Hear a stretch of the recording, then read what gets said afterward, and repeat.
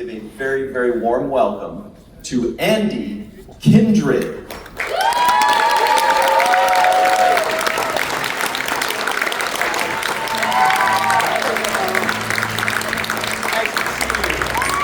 It's nice to be walking. I'm 85, so I got more goodbyes than hellos these days. Ande, I'm going to give you my microphone, my dear. This is for you. Oh, I have difficulty with microphones because when I'm home too close to my mouth, I get strange ideas. Well, it's all yours now. It's all yours now. Hello, I'm here for you because at 85, I don't have that much longer. You got that message already, right? Yeah. Okay, but whatever I got in my head that you might want access to, I'm willing and I want to, because that's my duty as an elder, is to leave behind whatever knowledge I have. I grew up with Star Trek. I was an adult when I got there, okay, I was 25, but I grew up with Star Trek. It helped change how I saw the world. And Larry, we gonna do this together? We're gonna do this together. All right, so think about what you would like to know. I do Thanks, guys. stories, I'm not real good with facts and figures, and you know more about the episodes than I do. All right, so let's work this thing together, because that's how we get stuff done. All right. All right, speaking of getting things done, Do I have to sit? I have to get up sometimes, so I can't sit there. why don't you tell everybody where you were born and the whole thing with the river and colors? Why don't you Okay, tell? so I wrote this book. My grandkids came to me and said, Grandma, who are our people? Who do we come from? And another one said, Grandma, how did you meet Martin Luther King and Malcolm X? I said, and Maulana Karinga and Medgar Evers as well. Okay, and then the last one said, Grandma, we hear you worked on Star Trek. I've never seen you on Star Trek. What did you do? So I sat down to write it, and as you can tell already, I like to talk. So writing didn't work. It became a solo show, and I toured Edinburgh and those places with it. And so that's where this comes from. And it starts with my slave ancestors. The man was standing in front of the Mississippi River. His wife had been taken from him. She was on the other side, and he knew he had to get to her. And he did. And when he finally got there, after he swam the Mississippi River, they were married slave style, and later established a freedom colony called Shankleville. And if you've heard of a guy called Michael Strahan, he did a show and he talked about his ancestors, and he comes from Shankleville as well. So that's how I got to be born, because of them. And then I got to Desilu Studios because of Watch Riot, Revolution. Anybody interested? Yes. Okay. Yes. Okay, so I have been working with Martin Luther King and Malcolm, and I was worn out. I had to go, so I left and went back to California to become a hippie, and they got assassinated. But I got stoked. It was housing acid, and it was the best acid known at that time. So one day I was dropping some acid in San Francisco Golden Gate Park, and I heard the watch was on fire, and I thought the revolution has started without me. So I jumped in my car, came to Watts, and found what was going on there. The outcome of that was that Desilu Studios, Lucille Ball was always ahead of the pack. The woman was a genius, and she had asked to hire 2 black people to integrate the studio. And I was one of them. I was sent over because I worked in radio, and they figured radio, television, same thing. And I got the job. And if you want to know how I got on Star Trek, it was because of my miniskirts. Yes, Gene admitted that he liked my miniskirts, and I got a note from somebody, inter-office mail. Does anybody else nearly old enough to remember inter-office mail? Yeah. Okay. It said, miniskirts are not business attire and should not be worn to work. still did it anyhow, and Gene hired me because of it. That's awesome. Okay, we're fixed. We've actually got a few. We can have illustration. Okay, so did you tell the you were born white story? That's what I meant. Yeah. Oh my God. Or if you don't want to, that's fine. But I always think it's funny. Let me find something that's silly. I used to say I was born white. I was born in the Mexican border, but I wasn't born Mexican. I was born white, of course, because my dad is Sidney William White. And then I became a Negro, and then I got a capital N, or was it colored? I don't know, but I am black. I named myself. I fell myself. That's who I am. But I was born white. Yeah. Now you kind of just then, that was awesome. Is everybody, when Andy mentioned the Watts riots, are we up with that? Was this 1964? 1964? 5? 64, 65, just to put this in perspective. 65, thanks. That's right, it was. The same year that Where No Man Has Gone Before was shot, the same year after The Cage was shot, just to put this in perspective. And that was a huge social uprising in the Watts public housing, right, in the community. And it was huge. Housing, strictly housing. Yeah. It was about redlining of that meant black people could not get loans, even if the house was perfectly wonderful, if it was in a two-black neighborhood. Then there was the covenants, which were on property that said you could not sell them, legally you could not sell them to a black person or a person of color. And then there were the just discrimination in the housing, renting. I have a good Harlan Ellison story there if you want to know later. But that was all kind of the instigation behind the Federal Housing Act and HUD and all of that stuff that came later on. But it was a huge social upheaval, and that's what caught your eye, quasi-stoned in San Francisco, and said, I got to get to LA and get into that. Absolutely. We would finally, well, we also had a police chief that had stopped integrated cars. I mean, he no longer let black and white police officers serve together. He segregated them. Was this Parker? Parker. Yeah. And he had increasingly militaristic policies in the police. He changed it. And because there was a ready supply, LA was a favorite location for people coming back from wars to stay. And so a lot of Mississippi, southern red states had people who didn't go back. They said, I like California fine.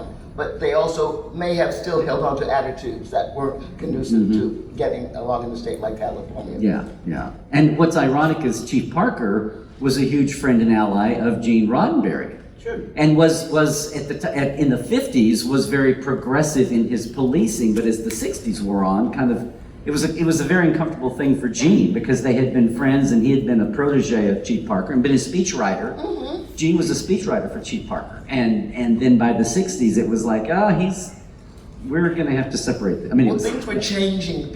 Yeah. The civil rights movement had begun. It was in the 50s when we started to hear it, and it was more and more. And as more and more people got frightened, then pressure came down upon other people more and more. Yeah. And in fact, I think the Watts riots were. Do we say riots or do we say uprising? What do you prefer to say? I say it was a revolt. Revolt. It was a revolt against unemployment, and there was not a single supermarket in Watts.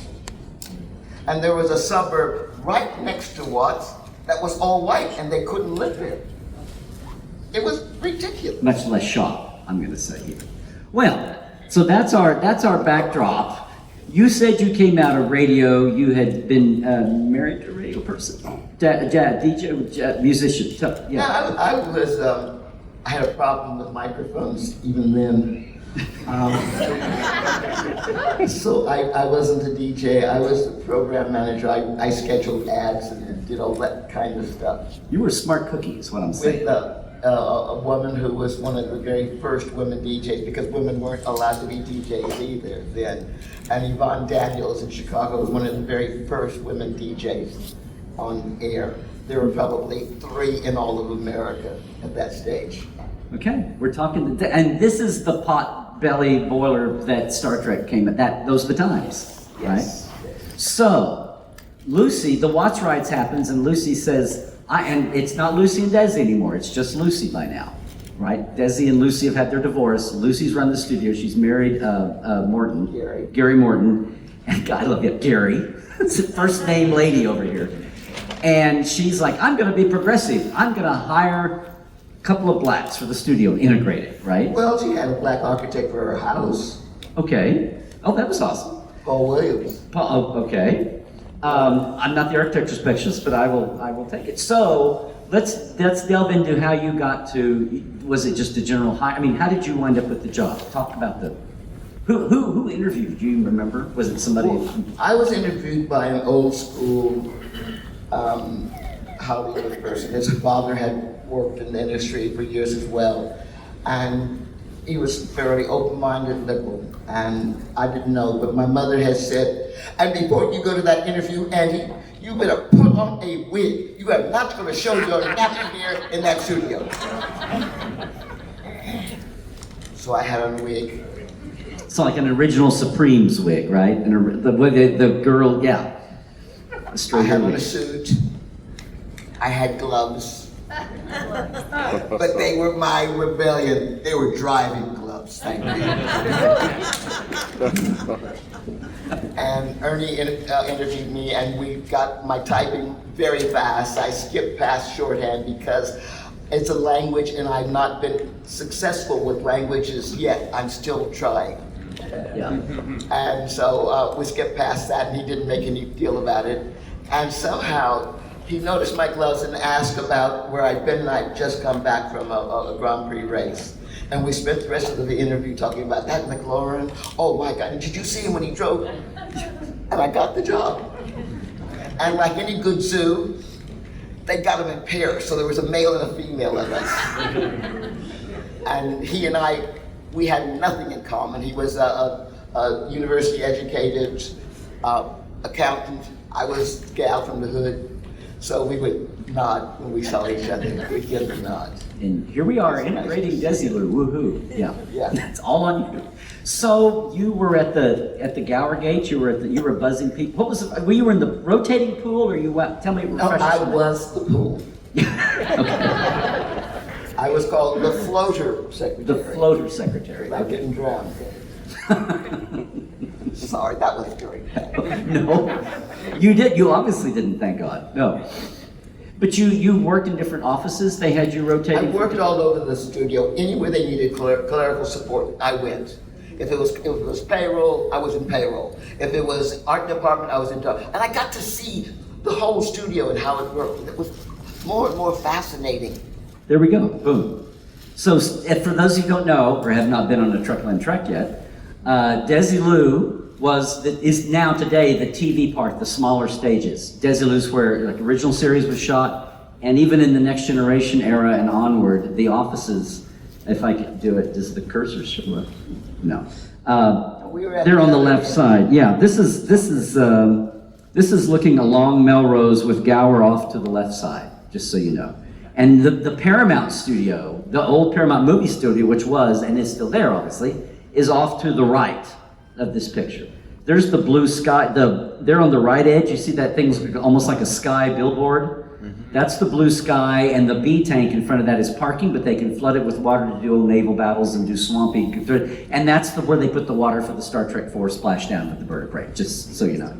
So you all have to come and take a Trekland trek with me sometime. But the wall used to be up between Desilu and Paramount. And then when Paramount, all the movie studios in the later 60s were embracing TV instead of trying to compete with it, and every movie studio was buying up a TV. So Paramount went, there's a TV studio right here. I'm jumping ahead of the story a little bit, but they said, here's a studio here, we'll just buy Desilu and tear down the wall. And now the lot that we know of is Paramount. If people start talking about the old TV side or the old Desilu side, it's the smaller stages, but that's what Lucy and Desi, it was the RKO studio, and Lucy and Desi bought it from them. But the globe, see the lower left-hand corner, the old RKO globe, if you know your old movies, like you see King Kong, that's the RKO globe, and it's still, there was about 10 years ago, somebody tried to tear it down, and there was a historical thing against it, and they stopped it. But my point is, but this was only one of Desi and Lucy's. Where I Love Lucy was actually shot was a couple streets over on Cahuenga, thank you. It's the C Street, one of the C's. Cahuenga, and then they had Desilu Culver down at Culver City, which is where Gone with the Wind was shot. And that's where both of the pilots were shot before it went to series. So Desi Lou was actually 3 different lots, little small ones, Yeah. and old ones, and little creaky. But that was it. So you, what the times when you got the power, I loved you talking about when you had the power to buzz people in. Oh, gosh. You want me to... Yeah. Because you were on the Gower side. I said the Gower gate, the Gower The door. Gower side had a buzzer, and you sat behind a sort of a glass desk. Here's this. Kind of. Yeah, over along here. And there were a few steps up, about 3 or 4 steps up, and then the door. And to pull the door open, I had to buzz it, and it made a loud sound, and then you could open it. And I took over that job as the relief. And even when I went to work on Star Trek, I was still relieving there until they got someone more permanent. And Harlan Ellison and Ted Sturgeon used to run in together, and they were always late. And they'd be running, and I'd be waiting and waiting and waiting. When I hit the button before they got to the door, well, they'd jerk on the door, or once in a while I thought I was a chicken. I rushed it too soon. Kind of like that's so. It's kind of like the bloopers where they would run into the doors accidentally. Yeah, I didn't want that to happen, but I wanted to make them think I might do it, but I didn't. But one day a guy came in, and I recognized him. It was Charles Bronson, and I recognized him, and I don't know. I was full of myself that day. I'm shocked.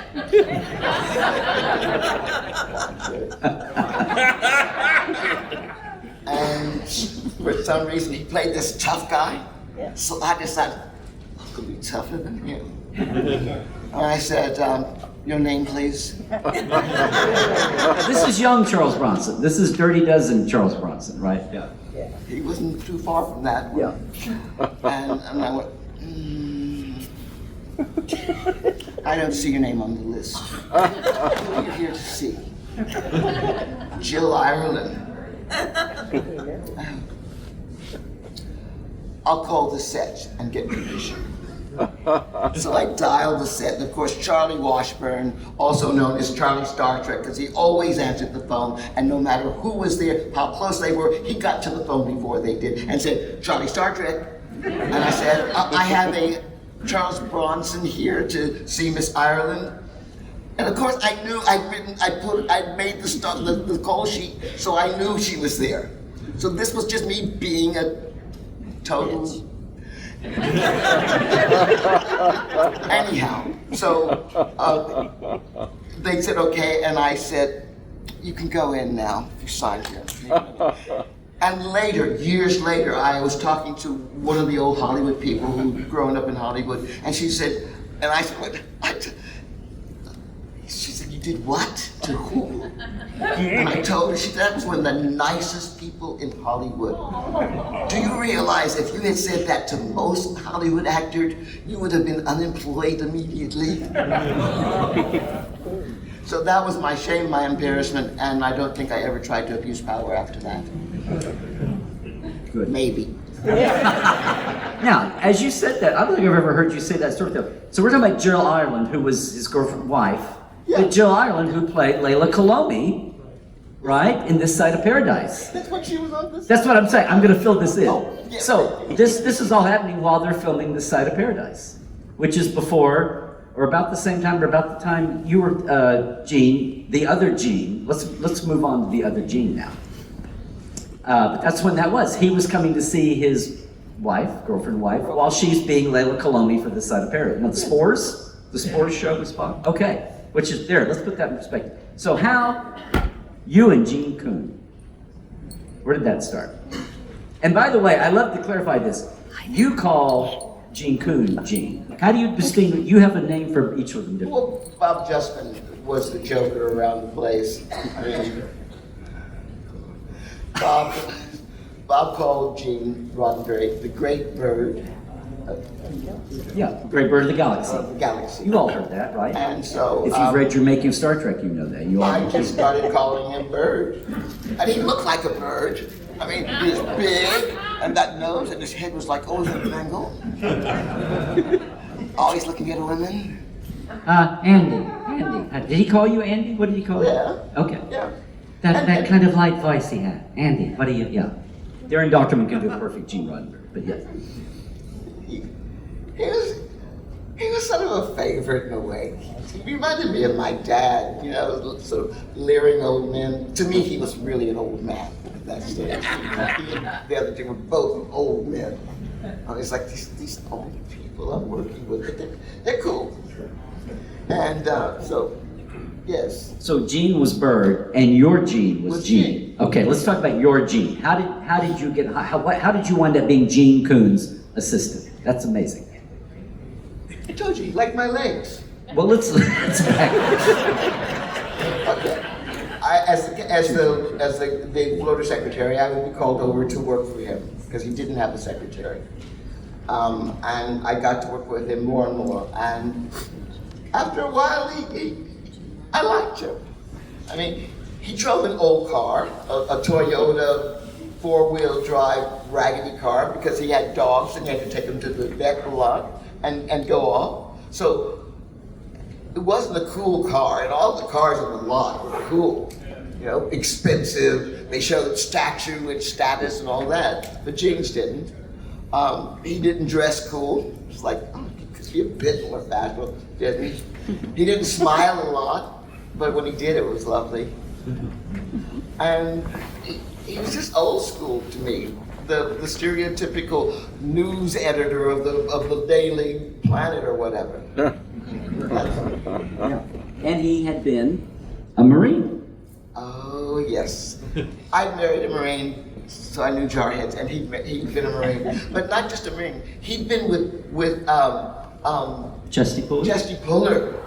I mean, this. Yeah. Yeah. There you go, simplified. Yeah. I'm not a Marine. I'm saying simplify with respect. I'm not a Marine. Yeah. Hold on, I have to. Dayton Do you Ward mind if is- I read a bit out of this, because Why, it's much more fun than me. Andy, Copy. what is that you're holding? Oh, I'm holding my book. Yeah. Was anybody at STLV at Vegas a couple years ago when she had the at Bally's, and she had the just the Star Trek section of her life story? And she had special edition. Yeah. Okay. This is the full deal with everything Shanklesville. This is after Star Trek, before. Anyway, she's got these at her table. She's only got 30. So you want to get down there? Okay. Gene was okay. I have to tell you. Can you might as hold? well just Do go. I need to hold for you, Gene, it was small town. Andy? Huh? Do I need to hold this for you? Can you do it? Okay. Okay. It was small town from Beatrice, and there was a whole Nebraska. Nebraska. It was a town that had the first trial of the Native American who had to prove that he was human, so that they could be In court. in court. Yeah. And Gene felt those things very seriously, even though his dad had been a member of the Klan. It was I can't believe Gene Roddenberry's dad was a bigot, and Gene Coon's dad was a Klan member. And they came up with some of the most incredibly wonderful human stories that we could live by.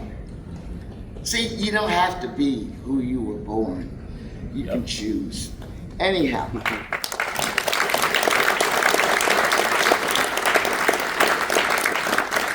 So, Chesty Puller, that's what I wanted to say. You think about Gene Coon's humor and that difference. Here's the Chesty Puller quote from the Korean War. Now, Gene had been in World War II and then re-enlisted for Korea. So he was a patriot. And they were at the Chosun Reservoir in the midst of a fierce winter when masses of newly involved Chinese soldiers had surrounded soldiers and Marines. All right, he said, they're on our left, they're on our right, they're in front of us, they're behind us.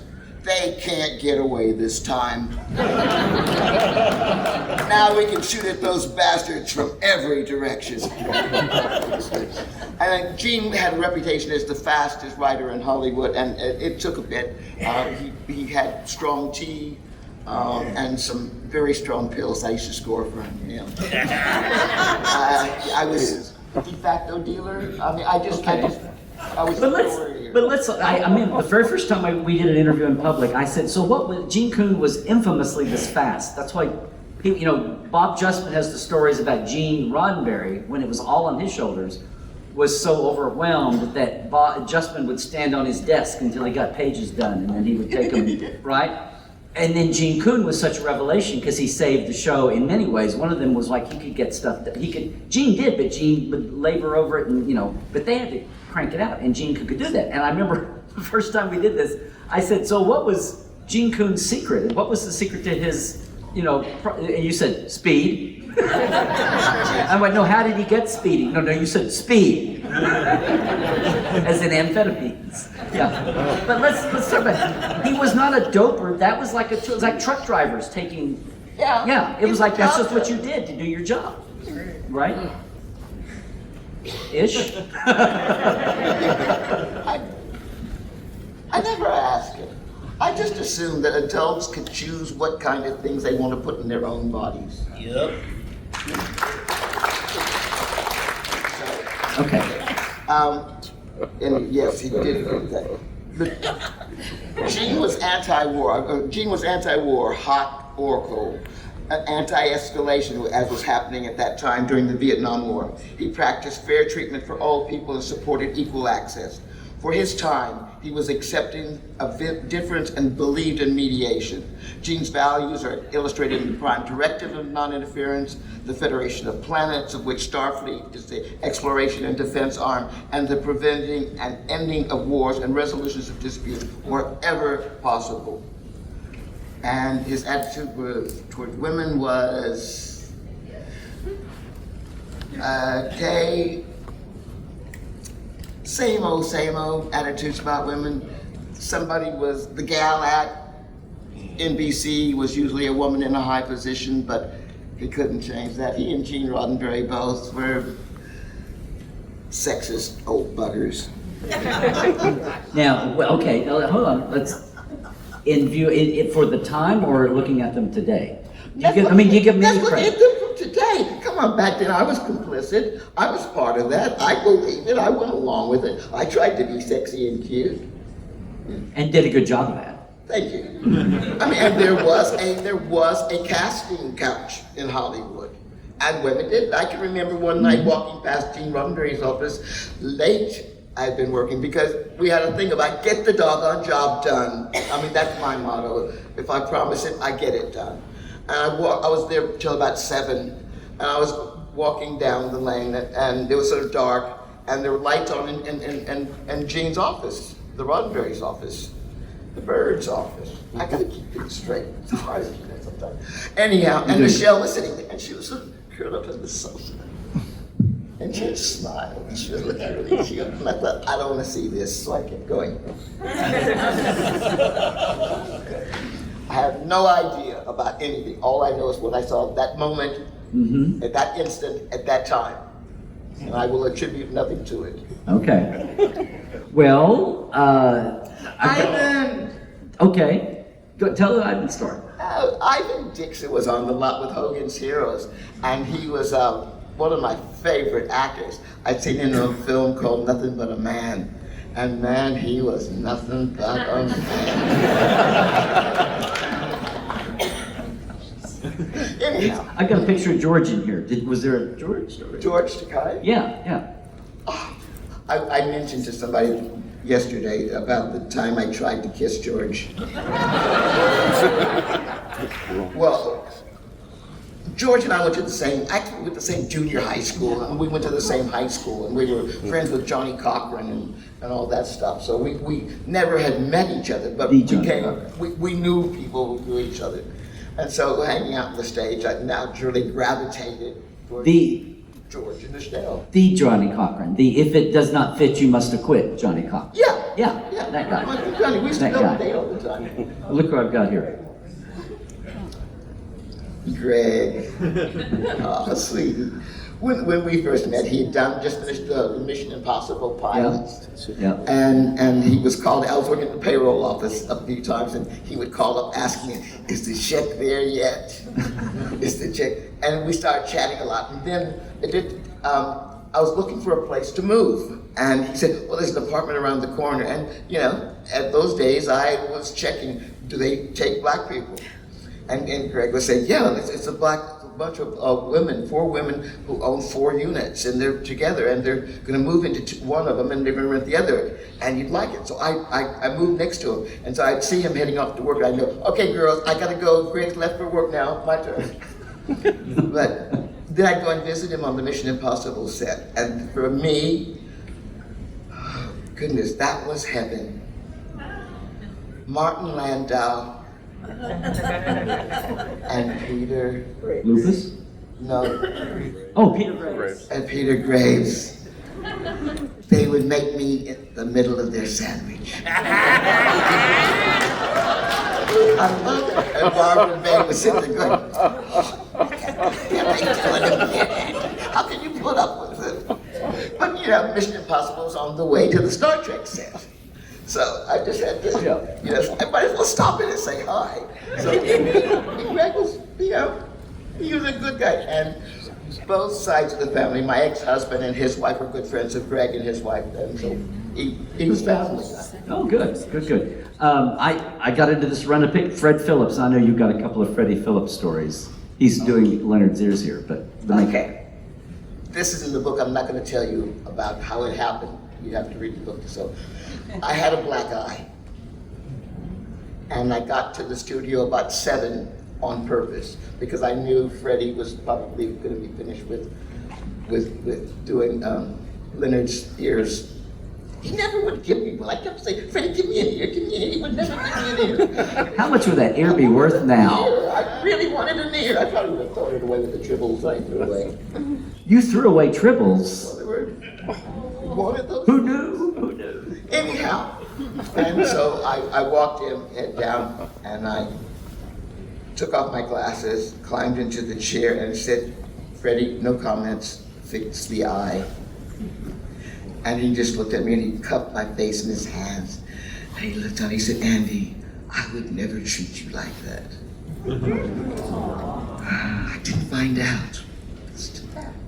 Anyhow, Freddie was a really good makeup man.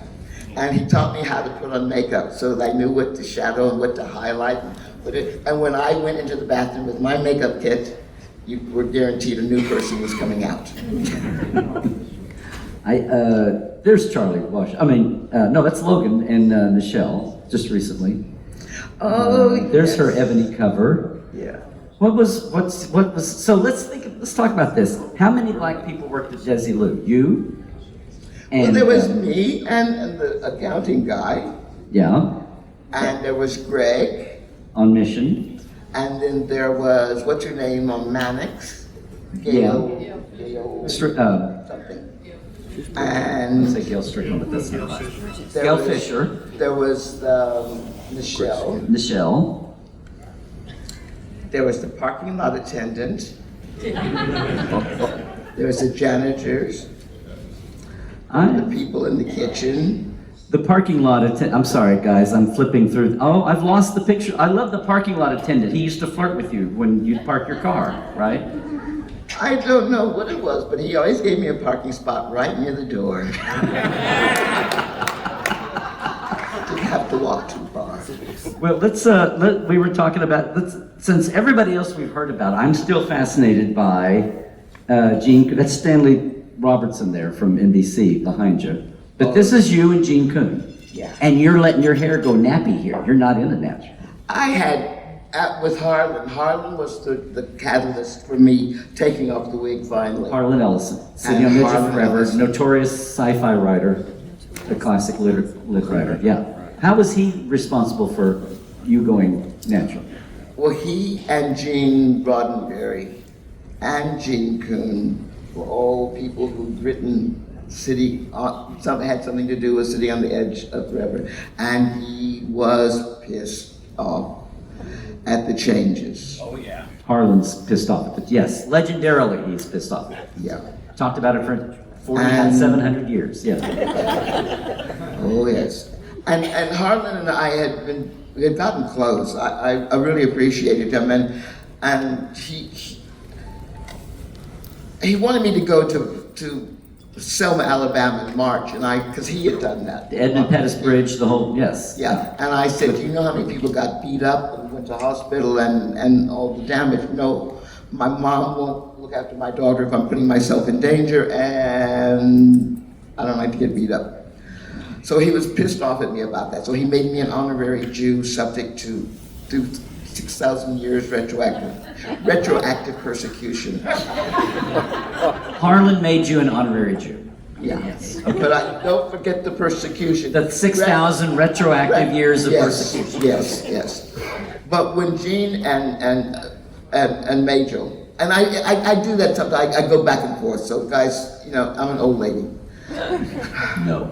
So when Jean and Major got the apartment down the street. The Majel apartment. Yes. Okay. They got the apartment down the street. I noticed that there was an empty place there, so I went down to apply, and they said it was rented. And so I came back, and he was doing the shuffle. You know, oh, you have kids? Oh, no kids, no kids. They're the wrong age. No, can't have. Oh, you work this? Oh no, no people who work in jobs. No, you can't have. I'm sorry, but you can't have the apartment. Oh, it's just actually we had somebody who's seen it, and it's been rented, and no. So Harlan went down, and he pretended to be a male me, with the same amount of kids, the same job, the same pay scale, the same everything, and they offered him the apartment. And he came back, he said, we got him now, we can sue. We can sue. Harlan was known for suing people. I want to, so poor Robertson there with NBC, but let's talk about Gene Coon some more. So you laugh about that and say he liked my skirts and my legs, but I mean he was an old white guy Marine, and I mean like what? But he wrote. We know the stories he wrote, so I guess we know where his heart was. Well, if you read any of the books he wrote about, Gene Coon wrote some books. The Short He End has of some the novels. Stick, and another one that I'm not. It's a war. Yeah. But they're war books, and they're MASH kind of war books. They're funny, and they're people doing things illegally. Gene,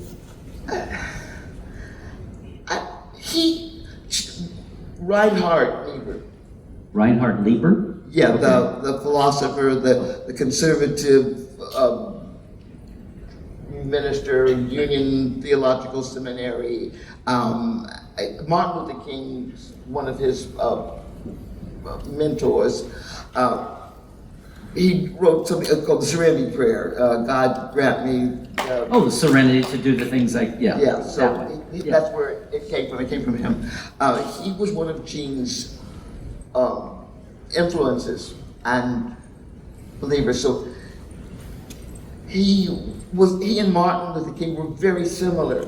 They both had the same philosophy and beliefs in people, and that's just how they were. Gene had a brother called Blois who used to, I don't know what he did for a living because it wasn't much, but he used to drop by the studio and he'd draw a cartoon on a piece of blank paper, and then he would sell it to Gene. And Gene would buy it, give him lots of money, and he'd go. His other brother was a musician at Disneyland, and he looked after his mom. He was a good guy. He had a wife called Joy who wore the perfume Joy, and who was a painter whose paintings expressed no joy. Gene used to walk into the office with his head down, and it was because of the painting on the wall. I'm sure it was because of the painting. He couldn't bear to see it either. We have like 5 minutes. So I know, this is amazing. This is sad and amazing. Before we do some of the other things I want to get this out there because I know some friends of mine who do research and writing push this, and it makes sense to a lot of people. But like we had the wrong person cast for the human ISIS for years, and we finally had to correct. I say we, I mean the world finally got that corrected. I want to talk as incredible as Gene Coon was. We all know that he left about 2/3 of the way through the second season. And my friend Mark Cushman, and something I went with for a while, talks about Gene having come back and did not like the way humor in Tribbles and in the Piece of the Action, all that. Is that, did the Genes bash heads because he thought it was those things? Okay. No. The battle to keep the show on the air at viewer-friendly time with ever-debilitating budget cuts was stressful. It could also be one of the reasons Gene left. I think the myth that Gene left because he was going through a breakup with his wife Joy, and that contributed to his leaving Star Trek, was another thing Bob Justman and Herb Solo didn't verify and got wrong, and because of others got it wrong. Okay, Joy didn't give him much. Sure, the Great Bird was around less and less. I told you guys he had a secret door. I didn't tell you, did I? Never mind, I won't tell you about the secret door. He had a the Great Bird was around less often. He had a back door and often slipped in and out with no one but Penny knowing he was there. Paramount was taking over Desilu when the show budget was getting squeezed. Before Gene left Trek, to me the most visible sign of his growing need to escape was his getting rid of his old, shabby Toyota Land Cruiser, which had ferried many dogs he enjoyed back and forth to the vet at a price he grumbled about. The new car was a surprise. Gene had dumped his old four-wheel and bought an E-Type Jag. That's when I knew there was something wrong. The atmosphere was off. I liked to drive it, and I did whenever I had an excuse to use his car, but it was such a drastic change of style for him. What did the new car mean? Why did he need it? Why did he seem to have everything together, though he was grinding his teeth more? It could have been the stress he was under from a memo from Stan Robertson wanting the next script to have an edge-of-the-seat teaser, preferably any place but on board the Enterprise, or Joan Pierce calling from research saying the necessary plot point was scientifically impossible. It could have been a letter from the Writers Guild, an arbitration decision that would give him more pain than gain. It was probably all of them, plus the sale of Desilu to Paramount. Herb Solo's new, less supportive role, the network's airtime placement, and the rarity of Great Bird sightings. Gene was a writer. He didn't really like actors and was most impressed with directors who got the script shot on schedule and left post-production to the experts. He also did a rewrite of every script. It was necessary. Now it's difficult to, can I read just a bit more? Yeah. Now it was difficult enough to come up with an idea for an entertaining script for a TV show, even when writing about something you know. But to ask a writer to come up with a script that's good about something that's totally outside their experience makes it pretty hard. Writers with a science fiction background had it just as hard. Experienced science fictions are used to creating their own future civilization, the habits, the manners, the way they dress, the slang they use, all that stuff. But Star Trek had its own, and the writers had to do everything within the Trek universe. Writing for TV had constraints. How long, what the acts had to be like, what is needed in each one. I mean, it's a television show and there are boundaries, and it's a series, not just one episode. So how the cast acts in one episode can't be completely different in another one, unless that's a story point, a duplicate universe. I mean, all that had to be considered. Writers thought, oh, it's science fiction. I can do anything, I can drink. Well, effects were very, very, very expensive, and the budget couldn't sustain many of them. What Gene needed were exciting shows that you could do on board the ship or easily replicated worlds on Stage 9. Planets had to be created, but they cost a lot, and locations took tons of money. Despite all these restraints, you still got to come up with a show that has something to stay, because that's Star Trek. And that's. And you're just saying the guy who was also chain smoking, and you know, the big picture is L.Coon died of huge lung cancer in '73 before the huge revival. I mean, he missed all of the Star Trek bandwagon that came later. And that's why I and a lot of us do all we can to remember him and put him in there. But you're just saying that it was the stress finally getting to him. It wasn't, he didn't bash heads with Gene. No. In fact, they kept it going. He had a deal at Universal exclusive. When you see Lee Cronin in credits, that's his secret pen name that he still secretly wrote for Star Trek. In a world where you could get away with that. Right. Oh. Listen, we are like at our time. We could do this for 3 hours. This is amazing. We just barely scratched the surface. So what you need to do is go by, talk to Ande, ask her any question. She can talk to you about this era. All the folks, Gene and Majel, the cast, Bob Justman, go down. She's already done a little bit of it. The days of Desilu. She might even have a Lucy story or two. I don't know. But go by her table, talk to her, grab her book. She also has ebooks, right? Yeah, got all of that. She's got an amazing life. Come by and see me. We've got panels. I've got a meetup later on today. Come talk to me at my table too. Thanks everybody. This is going to be an awesome day. And thank you. Let's give it up for Ande Kindryd. Come on. What an amazing. We are so lucky to have her. And thank you. We didn't even talk about when she drove Martin and Medgar and around LA when they had this. We didn't even talk about the civil rights movement. Go by your table, talk.